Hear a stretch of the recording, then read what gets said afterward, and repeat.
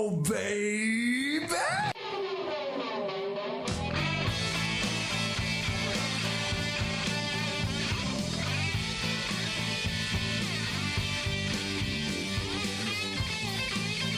What's up, all you rockers, rockettes, and everything in between? You have entered the domain of And the Podcast Will Rock. We are the show that dives into the discography and all the catalog of one of the greatest rock and roll bands of all time, Van Halen. You know what it is. You've been here before. I am one of your hosts, Mark Kamier. Let me just say right at the top, I apologize if I sound weird. It's because I am very tired. It's been a long couple of days, but it's not just me. It's never just me. With me, as always, Corey Morissette. Corey, how are you feeling? I'm feeling really good. The weather's warm. We got some Van Halen news to talk about, really for the first time on the show. And I didn't just travel to Chattanooga to go see a concert like you did, so I'm well rested and ready to rock. That's all well and good, but I can't help but stick to the this whole point. You said it was warm where you are? It is. It was -8, which in Canada is like that's late spring. That's fair, I guess. We had a touch of spring to a little bit yesterday and a whole lot today. We were in Fahrenheit. We got up to 72, I believe, was the highest. Oh wow. So yeah, spring is trying its best to come around here. But what we call that in the South is the spring of deception. That means that we'll get a couple of warm days, and then before you know it, boom, cold front, because that's how it happens. And that groundhog is a lying piece of shit. So that's all I gotta say. Well, it's good to know that affects Tennessee as well, because we have that in Canada. We have full spring, and then we have second full spring, and then we're kind of in the midst of the fourth full spring right now, because this weekend we're getting a shit ton of snow again. So that's too many full springs. That's too many. We have like 8 or 9 usually. Ugh, no, couldn't handle it.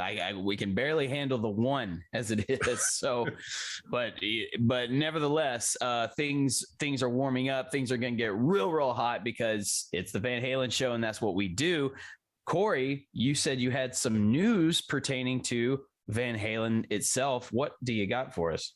I am very excited about this, but it's been reported this week that Van Halen's first 6 albums are receiving audiophile reissues on vinyl and super audio CD by Mobile Fidelity Sound Lab, which is tremendous news. I'm a big a vinyl guy. A couple of years ago, I really started to get into vinyl. I collected all the Van Halen records I could, new issues when I could, first pressings on a couple like Van Halen 1.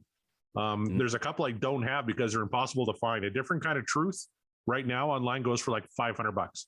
So I don't have that one yet. And I don't have Balance because I don't think that was even widely released on vinyl. And it goes for even more. So those are 2 I'm missing, but I do have the first 6, but I would be all in on vinyl editions of the first 6 albums. They're going to split them up, each album into 2 double album sets for higher fidelity. They're mastering it at 45 RPMs, all that kind of stuff. It's going to sound tremendous. They're only going to make about 10,000 each, and they're going to retail for about $150. So I'm saving my money. Yeah, all that money that went to the water heater, I got to try and get back.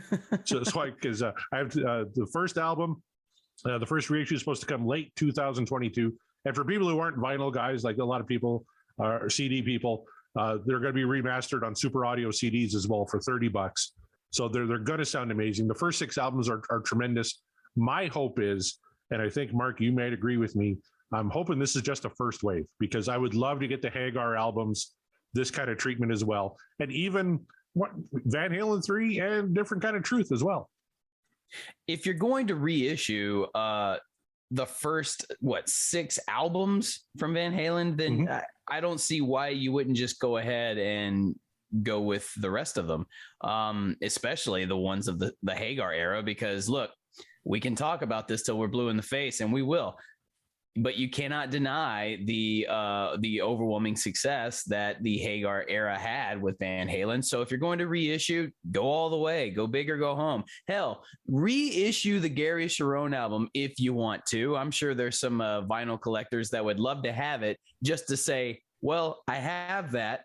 I'm never going to put it on the turntable whatsoever. I'm never going to play it, but I've got it just to say that I've completed my collection. You know, there are probably rabid vinyl collectors out there like yourself that would need something like this because they want to showcase their fandom. They want to have a little piece of just something. I mean, this just sounds cool. I'm not even a vinyl guy. I wish I were, but I just the train sort of passed me on that one. But I respect it.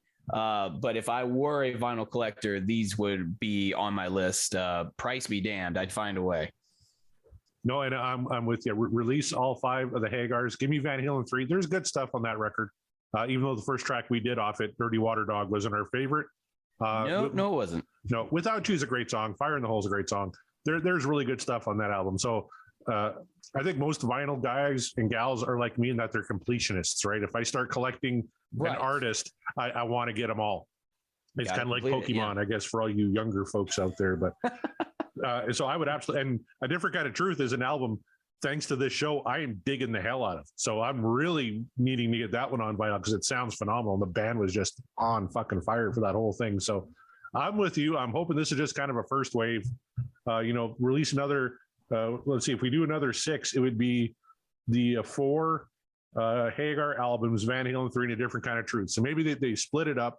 We'll do the first 6 up to 1984 with Sammy, or with Dave, sorry. And then we'll do the Sammy albums, the Sharon and A Different Kind of Truth. So yeah, there you go. That sounds more likely. At least I hope that would be. So vinyl fans, get your stereos ready, get your turntables nice and clean, and make way for some new additions to the collection, all in high definition and all that jazz, all the crazy stuff that they do that some people might complain, you've ruined the record with all this cleanup. No, they've enhanced it. Or at least that's the idea, I would imagine. But regardless, we'll be waiting patiently for to hear the news as if they do the other 6 albums. But until that time, we just gotta keep trucking with our show and keep diving into some Van Halen discography. This show has done wonders for my personal listening because I've been blessed and gifted with such gems that I otherwise probably would have just skipped over, or something that I had listened to maybe once a long time ago. And this show refuels my love for the band, but also fuels respect, because some of these tracks is like, wow, I had no idea, I had no clue. That's the purpose of this show, and that is what we're here to do. But Corey, I must ask you, is there a particular track or an album that you want to manifest for tonight's show? Yes, and I'm going to sound like a broken record, but earlier tonight, Mark, I was listening to a good friend of ours, Ken Knapsack, has a show on Mixcloud called Pop Rock and Radio, and he was just killing it tonight with the songs. And he was playing stuff from like the mid 90s, early 90s. I'm like, early 90s Van Halen, that's for unlawful carnal knowledge. And we haven't had a ton of Sammy tunes yet, 15 shows in. And damn, I'm itching for one of my favorites from that album. I know it was my same thought from last week, but I'll probably keep bringing it up until we get one. But I mentioned For Unlawful. I looked high and low online for a vinyl copy of that. I finally found one in Chicago and had it shipped here at great expense, but it hasn't left my turntable since, because I love that record. So give me some Sammy, give me some For Unlawful. I'm ready. How about you, Mark? Are you in the mood for something tonight? I'm absolutely in the mood for some Unlawful. Absolutely. Like, as soon as you said it, I know exactly the song I want to hear, or that I would love to talk about. There's a couple of songs I would love to talk about, but I'm with you. I'm on board. I will help you manifest some For Unlawful. And we all know Christy, my lovely lady, she has her own manifestation track that she is going to, I mean, every single week she tries, and she got very, very close one week, but it has not hit the track yet. Therefore, I cannot reveal it, but maybe, just maybe, one of us will get lucky tonight with a track that we want. I know there's a particular track I want from For Unlawful, but if I just get a track from that album, I think I'll be happy. Even if it's a not so good one. So a one that maybe you don't want to talk about whatsoever. But I love talking about the ones I don't like because there's reasons I don't like them. So, and I can't wait for people like on Twitter to tell me I'm a shithead for dissing certain tracks off for Unlawful. But some of my favorite stuff is on that album. Some of my least favorite is also on that album. I just can't wait. I can't wait till we get to it because eventually we will. And I just I'm prepared to watch you just unload. And I have no idea how I'm going to feel about it. So with that, if there's nothing else, Corey, what do you say we spin the wheel? Absolutely. I'm going to play a little snippet from one of the songs I do love for Unlawful. So let's take it to Mr. Sammy Agar. Here we go. All right, coming down. Oh, this is going to be a good one. Van Halen 2, Beautiful Girls. It's another great Dave cut. Again, Sammy is shut out. 16 episodes in, we've had like what, 2 tracks from Sammy? Like 2 or maybe 3. Like, yeah, I don't know what's happening. Just I think Diamond Dave's manifestation of his own tracks are outruling anything that we come up with. But Beautiful Girls. Yes, absolutely. Absolutely. I'm so ready for this one. Oh, one of my favorites from Van Halen 2. Love you. And Van Halen 2, low key, one of my favorite Van Halen albums. There's a lot of love for Fair Warning, Women and Children, all that kind of stuff. And I'm right there with them. But man, a lot of great shit on Van Halen 2. I think I figured out why exactly Van Halen 2 resonates with me so hard over maybe most of the other albums. It's because this album was released on my birthday. Really? Yes. Now, granted, several years before I came to fruition, or I came into the world.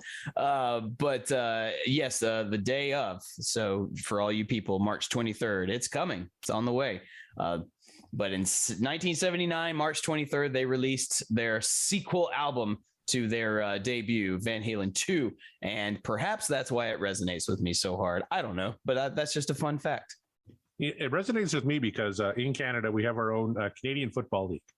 And the local team here in Saskatchewan is the Saskatchewan Roughriders. They're kind of notorious for loyal, crazy type fans because literally we have no other sport in this province. We don't have an NHL team. We certainly don't have an MLB team or anything like that. We have the Saskatchewan Roughriders. And whenever they bring the cheerleaders out, they play a snippet from Beautiful Girl. So when I was a season ticket holder, we heard this, a few times every single football game. But it's also the 10th track on Van Halen 2, the last track on there, and a great way to kind of cap off this album. Like you said, it was released in 1979. It was a single that was released August 21st, 1979. Again, produced by Ted Templeman. A concert staple for this tour and other tours to follow. When you think of Van Halen 2, this is one of the tracks that readily comes to mind. Absolutely. This one, Dance the Night Away for sure, but definitely Beautiful Girls is certainly one that I think about. Yeah, I don't really have a ton to say other than this is sorry to the folks who thought we might get an authentic first reaction, but no, this is one of their more popular tunes. So if you're a fan of Van Halen whatsoever, you've definitely heard this song. So we have definitely heard this song. We know it well. So I don't know. I don't know if I'm just sort of burying the show already by saying like I can pretty much guarantee you what you're going to get from our reaction at the end of it. It's going to be predictable, but hey, you came to hear us jam out to Van Halen and to just talk about it. So that's what we're going to do. Absolutely. So let's get started here with Beautiful Girls from Van Halen 2. Yes.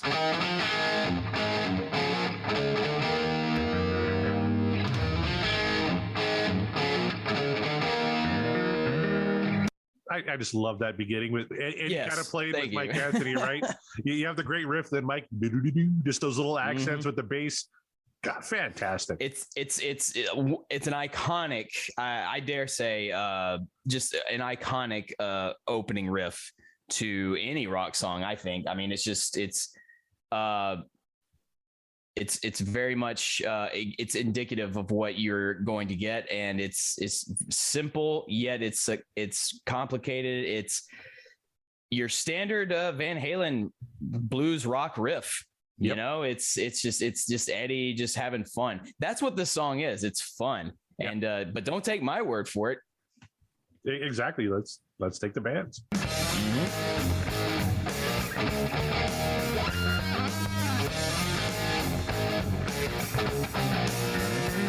She was a seaside sitting, just smoking and a drinking on ringside, on top of the world. Oh yeah. She had a drink in her hand, she had her toes in the sand. Whoa, what a beautiful girl. Ah yeah. All right, are you coming around on the brilliance of David Lee Roth as a lyricist? That's fantastic. For this song, absolutely. Yeah, I'm not complaining, because he understood the assignment and he carried it off with a T. But I'll tell you something that, again, this is one of the beauties of this show, is what it does for me. I never really listened to what Michael's doing very intently until now. And you're right. I mean, Michael's just he's demonstrating. Oh, Eddie doesn't think I can play bass. Well, I'll show you, you son of a bitch. Like, listen to this. Listen how funky I can get. You know, it's like, yeah, absolutely. Show off, Michael. Show off, and just wait till those high harmonies. Exactly. But like you said, he's having fun with this track. A lot of tracks, you know, he might just be kind of, you know, hitting the same note, kind of driving the beat with Alex. But this one here, he's allowed to kind of go out on his own and kind of riff a little bit. And it really works for me. I'm a fan of Michael Anthony. Absolutely. And to your point about the lyrics, yeah, this is the one where Dave does not miss the mark. He absolutely nailed it. Yeah. To a seaside sitting, just a smoking and a drinking on ringside, on top of the world. Like that's a great opening line for a rock song, especially a song about beautiful girls. Like you said, he understood the assignment. This is Diamond Dave and Van Halen firing on all cylinders. Yes, and doing what they do best. I mean, people call them party rock. Like, well, okay, yeah, sure. If we're using Beautiful Girls as an example, you're damn right. And I love that this is the song at the end of the album, because it's like the party doesn't end just because the album's over. Yeah, and this song, if I remember correctly, was one of the 25 songs that was on the original demo for Warner Brothers. I think it was called Bring On the Girls at the time, and then they reworked it for Van Halen 2 to call it Beautiful Girls. And probably the better idea, but yeah, no, I totally believe that. All right, let's keep going.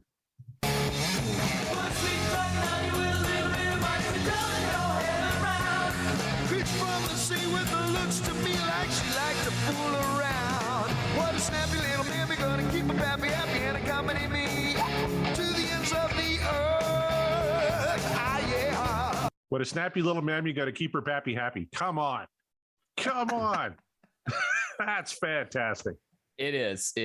I mean, it's how often does one get a chance to put into the lyrics pappy and happy right after, like one after the other? Yeah. You don't often get that unless you are a rock and roll clown like David Lee Roth is. But I mean that in the best way. Yeah. God bless you, Diamond Dave. You're a genius. Let's keep rolling. So I said, here I am, they know, man of the world. All I need is a beautiful girl. Ah, yeah, beautiful girls. Come on. Well, I'm a bum in the sun and I'm having fun, and I know you know I got those special plans. All the bills are paid, I got it made in the shade, and all I need is the woman. Oh man, that is like produced and mixed so well, isn't it? Like just it really is. Oh man, everything flows. Like there's no Dave is in the forefront, sure, as the vocalist, but he doesn't feel like he's drowning the music out. Like Eddie is certainly not drowning out anybody. Like this actually feels very cohesive, mixed the way you want your record to be mixed, so that everybody can be heard, but it blends well. And that's what it is. And especially if you're going to do these 3-part harmonies that the boys are doing, you have to blend. It's all about the blend. And this is very exceptionally produced. Let's give a shout out to Ted Templeman, man. He's a producer extraordinaire and absolutely killed it on this one. A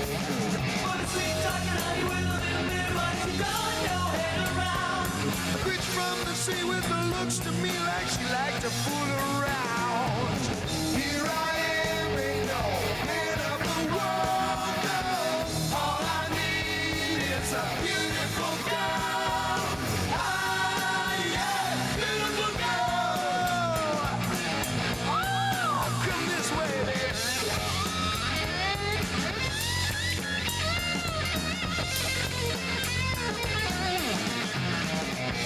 Sit down right here. Oh man, Yeah. Mark, what do you think? It's not the grand magnum opus of solos for Eddie. Not whatsoever. I mean, if we have to call any of his solos that, it's Eruption, and we've heard that, and that's fine. It's great. He doesn't need to give you another Eruption-esque solo for a song like this, because that's not what the song calls for. Eddie does what he does best when it comes to solos. He's going to play to the song. If he can enhance it in any way, great, cool. This didn't need a solo enhancement, but it's a very beautiful flavor, no pun intended. But that's what he's great at. I mean, it's just, it's not overly something, cosmic and ethereal. He's not going full Frank Zappa on this thing. He's just being Eddie. He's like, it's a good rock, fun, like party song. And, he's got to throw in a solo because he's Eddie, but he doesn't have to show off about it. So this is Eddie not showing off. If you think about that, this solo, as good as it sounds, that's Eddie just, messing around and having fun. He's not showing off. So just imagine what it could have been. He put a little stank on it at the beginning there with that little bend, right? That he got a little lower in the register, and that like, oh, that was. I'm told by the younger generation that's what's called the boomer bend. Oh, I see. In rock music. Yes, I really wish I was making that up, but I'm not. I heard that very recently, and my mind kind of caved in on itself when I realized the implications of what that means. But yeah. This is a song of a certain generation, so there's a classic example of a boomer bend, if you will. But you're right, it is stank and it is awesome. And you know what? And there's Alex and Mike like behind it too. Not just kind of driving the track. They're putting little flourishes in there. Like Alex has a little roll in there at the end of that first part of the solo that was really cool. He does, yeah. And this is actually like I say, it's not an overly complicated song, but the rhythm can get a bit based on the tempo, the rhythm. If you're off, then you're going to throw everybody off. Like this is a very tight rhythm section. So again, kudos to Michael and Alex doing their jobs, because if they didn't, then this song might not have as much charm as we know it to have. But that's what you get with good musicians. Yeah, and that's fair to say. Maybe this whole album, like it's the band was, as tight as they were on Van Halen 1. Really, after coming off that big tour, they toured with Journey in Montrose for a bit, and then Black Sabbath, and then hit the studio, like really at the top of their game. And this is Van Halen, like I've said it before, but this is really them coming off that tour, truly at the top of their game. So this is like their Terminator 2 Judgment Day. There you go. The first one was really good, cool. It was different, awesome. But now this. Yeah, check this shit out.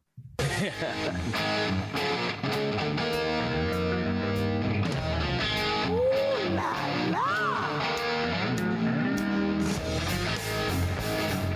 I think I got it now. Now I'm a seaside sitting, just a smoking and a drinking. I'm ringside. I'm top of the world.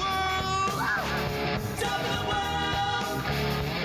I got a drink in my hand. I got my toes in the sand. All I need is a beautiful girl. Beautiful girl. Now, you're a singer, Mark. This is Dave's wheelhouse. I think when he's kind of in this register, right? And he throws in kind of his high little accents, and that's fine. But he takes so much shit as a vocalist. I think Dave sounds great here. Am I out to lunch? No, you're not. He does sound great. Because he is placating into his strengths. This is a song that placates most especially into Dave's strengths, right down to the lyrics, the content of the song, the way the song is structured. This is 100% a David Lee Roth song. If you're going to think about the Roth era of Van Halen, one of the songs that stands out or that needs to stand out, I think, is Beautiful Girls, because it's just unequivocally David Lee Roth.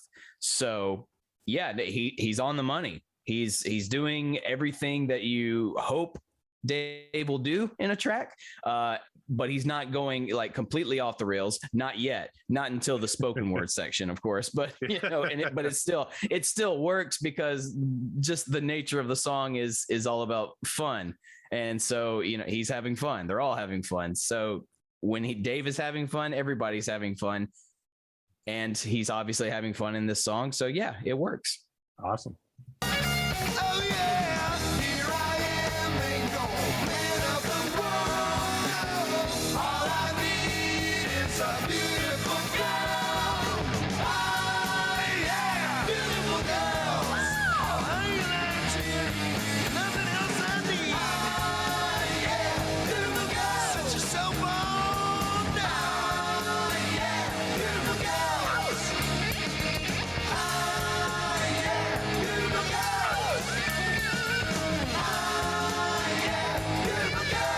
Come here, baby. Come here. What's your name, honey? Hey, where are you going? Hey. What's your name, man? Where are you going? Oh God, I can't put into words.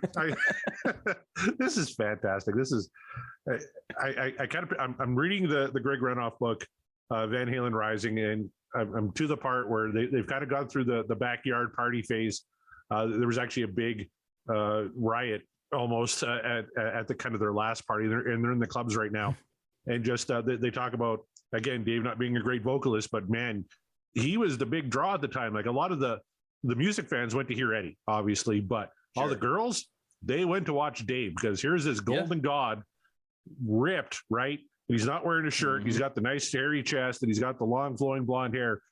David Lee Roth put asses in the seats back in those early days. So say what you will about the man, one of the best frontmen in rock and roll. A vocalist, I'll give you, he has his limitations, but frontmen, man, David Lee Roth, there aren't many that are better. There are there's probably a Mount Rushmore for a lot of rock fans out there about who is the best front man in rock and roll, and I would be shocked if David Lee Roth wasn't one of the heads in most people's Mount Rushmores. There's such a thing as it's not all about technicality with your musicians, especially your singers, your frontmen, because you need charisma as a frontman. It's not always about if you sound the best, if you just are just so precise in your note attacks or anything like that. It's just, no, are you going to bring the crowd? Are you going to put asses in seats? Are you going to make the ladies swoon? Whoever. I mean, because if you do that, then you're going to get an even larger audience. I mean, everyone in the 80s understood that. It's just like, if you get the girls, you're gonna get more and more fans, because the guy fans are gonna notice things like that. Like, oh, these girls are really into this band. Maybe I should get into this band so that the girls will think I'm cool. That's what it's all about. That's what it's always been about. Don't let anyone tell you differently. And so, as I say, it's not all about technicality all the time. If you can mold the two, great. But then you get someone like David Lee Roth, who is just charisma in a very tight onesie, or spandex outfit, and whatever he liked to wear back then. All charisma. And with a band like Van Halen, you need that. So that's, say what you will about the man, but I agree with Corey. It's just, if it comes down to technicality over charisma, I guess you're just going to have to go charisma every time, because that is what has made Van Halen, I think, withstand the test of time. And that's no disrespect to Sammy's contributions. Obviously, he's my personal favorite of the singers, but I'm not going to disregard the impact of David Lee Roth. So It's funny you brought up that whole story. It immediately brought to mind to me a book I just read called Nothing But a Good Time, which is about the LA Hollywood rock scene in the 80s and how bands like Van Halen kind of begat all these glam hair metal bands. And one of those bands was Poison, who, as musicians, certainly not on par with Van Halen. They got a good frontman in Bret Michaels. They got a decent guitar player. Like, they're all pretty decent, but they weren't the most talented band out there. But what they did better than anybody was promote themselves. And they went out there with flyers, and they papered West Hollywood with all these flyers. And they had this plan. And I feel bad for saying it, but this is from the book. This is what they did. They targeted the larger girls and the less attractive girls, knowing that they all had hot friends. And so they made them feel special and got them to the show. And then they brought all their hot friends. So when you went to a Poison show at the Whiskey in LA in the 80s, it was 80-90% chicks. And that's how they built their following. It wasn't because they were stellar musicians. In Van Halen's case, originally they were just doing a lot of covers. They're doing Led Zeppelin, they're doing ZZ Top.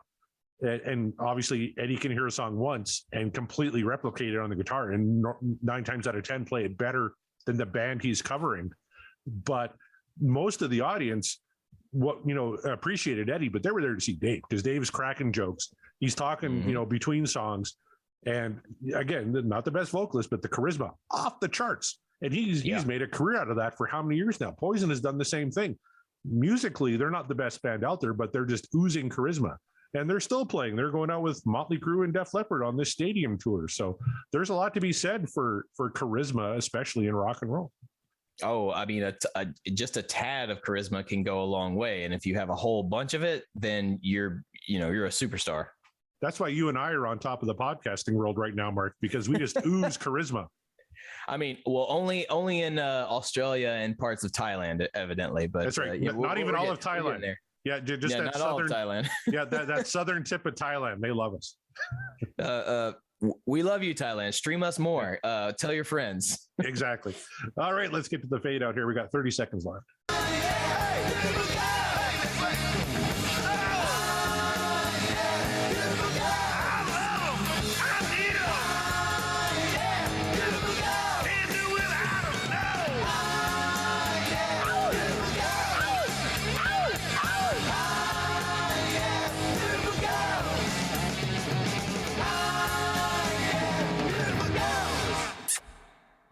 All right, with the little kiss at the end. That's Beautiful Girls from Van Halen II. I'm just throwing the Dream Is Over file out the window. I don't think we need it here today. I'll go first.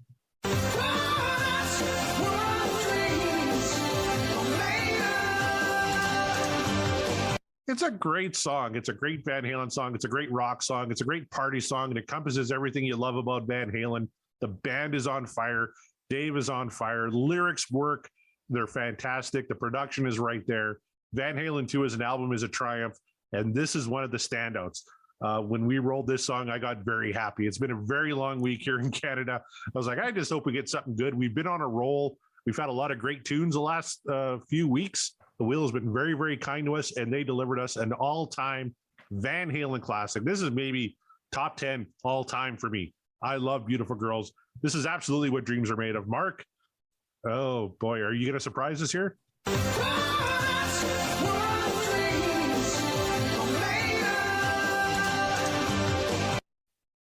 I have shocked you all.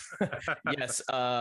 Look, this is going to sound really funny admitting this, but I've never really actually said this out loud, but there was a time where in order to get myself psyched up on the chance in my younger days that I was going to meet a beautiful girl, I would play this song, as like, some psych me up music. Like, maybe perhaps in some way listening to the sound waves would help me channel my inner David Lee Roth, just in terms of charisma. This is like, if I could have just a speckle of charisma like that dude has, then I'm golden. Then I think the sky is the limit, and the night is young.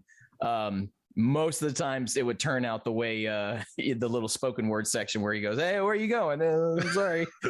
It's like it mostly end up like that, but it's fine. It's you learn, or you live and you learn, and you understand that very few people are Diamond Dave. I certainly am not.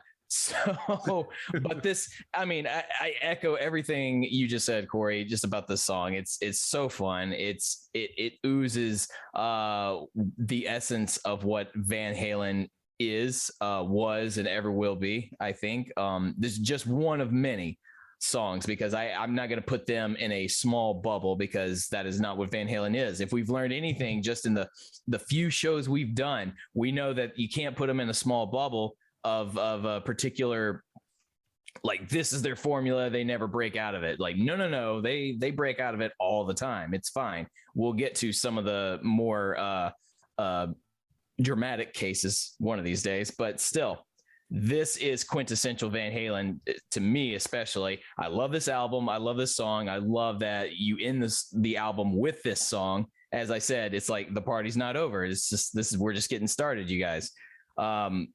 And it's just wonderful. It's fun. And if this isn't a part of your top 10 of Van Halen tracks, then I'd be very curious to hear what your top 10 is, because I feel like Beautiful Girls absolutely belongs there.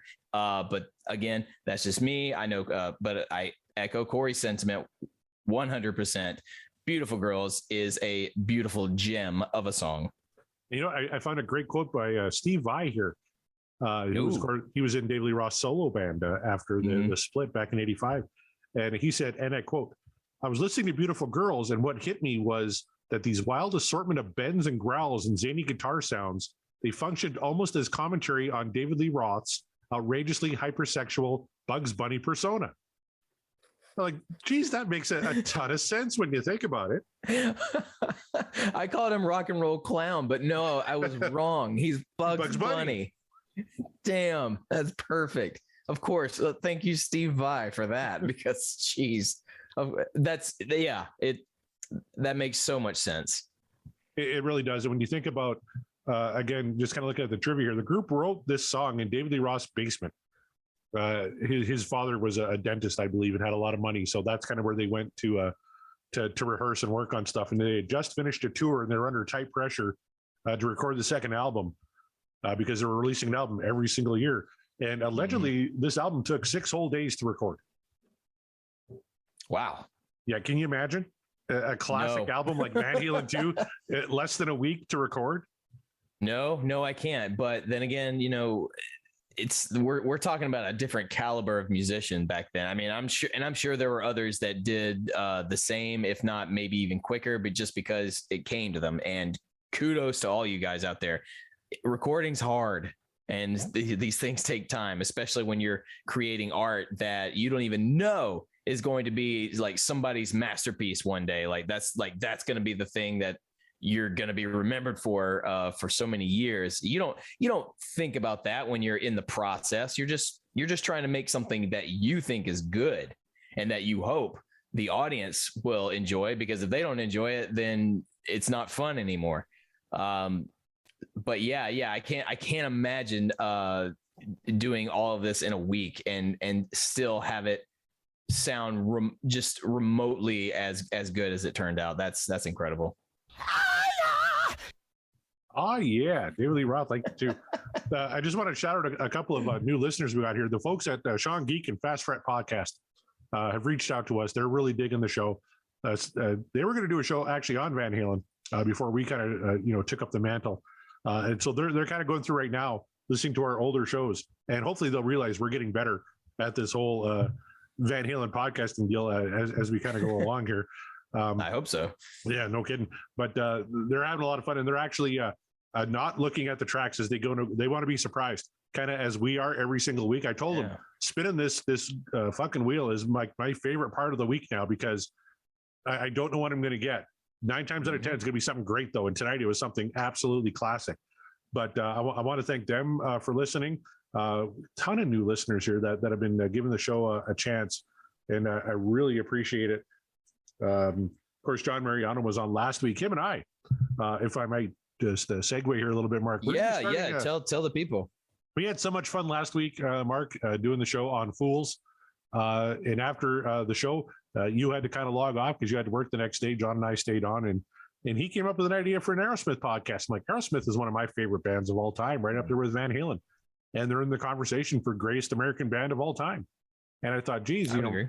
yeah, absolutely ripe for a podcast. Kind of similar, but a little different in that instead of spinning the wheel, we're going to roll a dice, and we're each going to pick some tracks to put on the dice. We're going to spin it each week. We're going to talk about that track, and we're going to decide if it belongs on our ultimate Aerosmith mixtape. People my age remember mixtapes. Mark, you're too young. It's almost like a playlist. I'll have you know, I made mixtapes. Did you? Mix CDs? Yes, I did. My generation is the last bit of that that did that. Well, I tell you, I'm looking forward to this because we're going to have like one of those kind of extra long cassette tapes, the C60s, so we could have like 90 minutes on each side. So we're each going to pick 9 tracks. We're going to have 18 tracks on our ultimate mixtape. So to boil down the entire Aerosmith discography, which has got to be over 300 songs, down to top 18 is going to be quite the challenge, but one I'm very much looking forward to. I mean, and I can think of no two people that will be more entertaining in this venture than you and our good friend Mariano. Tell us the name of this show again.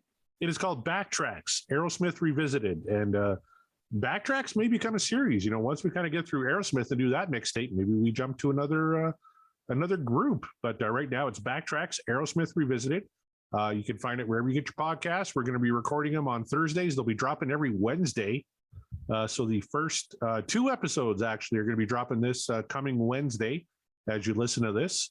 We're going to do kind of an introductory episode, and then episode 1, we're jumping right into it. We're spinning the dice, and we're coming up with a classic Aerosmith song. So I'm hoping fans of Van Halen here who also like Aerosmith will give us a try. Like I said, I'm really encouraged with the number of people. Brian Paterkin is another one who's been listening to us and retweeting everything.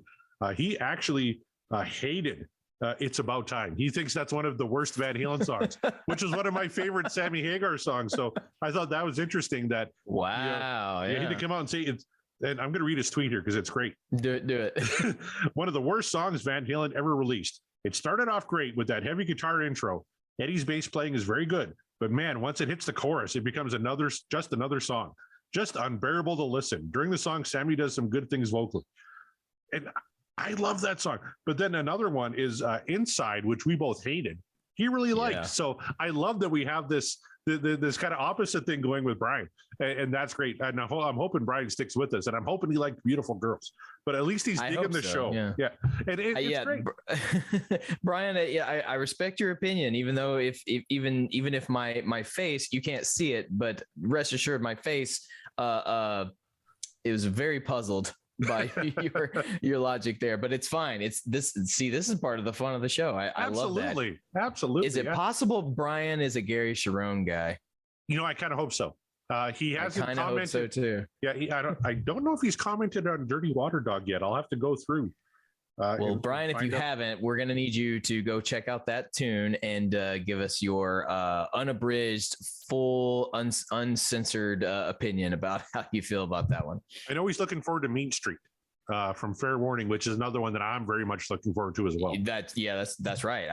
I mean, we actually, there's a lot of people when we were talking about that album, a lot of people are looking forward to Mean Street. So I can't wait either, you guys. Like, trust me, it's not up to us. It is the spin of the wheel. We are to quote another band that has just been aforementioned, we are living on the edge, as it were, by just spinning the wheel and rolling the dice. So be sure to check out that new show from our friend Corey and John.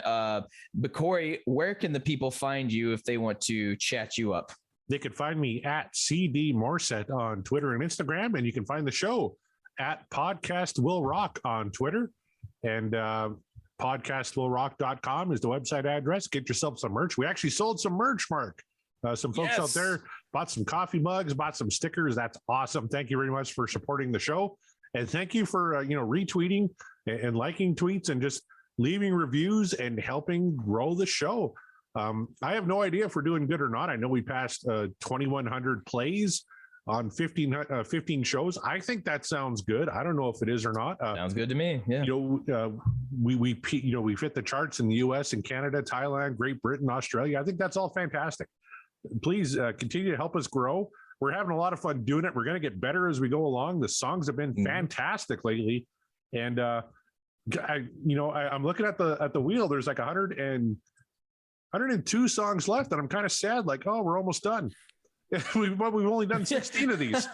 It's like, no, we have only just begun, sir. And then I want you all to take note of that. Save the soundbite, if you will, because there's going to come a time where we're 60 shows into it and Corey's going to go, man, this is just never going to end. Probably after we do a song. Yeah. It's like, we're just halfway. Oh my God. Oh boy. Yeah. It's no. We've got a long way to go, but man, we're having fun doing it. I'm certainly having a blast. So you can find me at Mark the Bat on Twitter and Instagram. If you guys are getting merch, the stickers, the mugs, the shirts, the hoodies, everything, take a picture, like show us your gear, your swag, if you will. If you're putting the stickers on your car bumper, one, don't do that. But two, if you do that, take a picture of it and just let us know that you're letting the world know that we're out there. And it's not just us, you guys. We are part of the Deep Dive Podcasting Network, and there are lots of awesome shows you can check out there. I'm sure, Corey, can you give them a little taste of what they can expect on the Deep Dive Podcasting Network? Absolutely. Sabbath Bloody Podcast. Fantastic Black Sabbath podcast. They do tremendous work. It's all things Black Sabbath, hosted by Rye. That's the go-to for Black Sabbath. Skinnerd Reconsidered, a great Leonard Skinnerd podcast hosted by The Simple Man. You can find that on the Deep Dive Podcasting Network. The Deep Purple Podcast. That's what I'm listening to. And Deep Purple was a band I always thought, yeah, they're good. But I never owned a Deep Purple album or anything. I was always kind of a casual fan. But as I'm listening to the show, I'm like, these guys are really fucking good. Like, and they just had Chris L from Pot of Thunder on. But I'm really becoming a big Deep Purple fan thanks to this podcast. I'm going to go out and get some vinyl on Deep Purple. Nate and John host that show. T-Bone's Prime Cuts, hosted by T-Bone Mathley. He's great. Every Friday he does a follow Friday kind of thing with everybody on the podcasting feed. Does a great job. It's had some great interviews on there. Definitely check out that show. In the Lap of the Pods, the Queen podcast. My friends from Scotland, Paul, David, and Joe, they have the thick Scottish accents, and it's absolutely wonderful. I love listening to that show. They're fantastic. The Magicians Podcast. There's another band I didn't know much about, Uriah Heep, but I'm going through this show and I'm like, man, Uriah Heep, especially their newer stuff, really shocking me. That's really, really good. Scott Haskin hosts that show, and I know Scott has already reached out about maybe appearing on the Aerosmith show, so we're looking forward to that. Hopefully getting him on very soon. Hawk Binge is starting a new season. Andy and Matt, there's a band I don't know much about, but going to be checking out that show very soon. Journey through the Hawkwind discography. Maiden A to Z. Mark, I believe you're a pretty big Iron Maiden fan. Eric and Jonathan host that show. They've kind of mentioned there might be an open slot maybe for you and I to come on that show. And I know you, for one, have been kind of jumping up and down a little bit. Looking forward to that.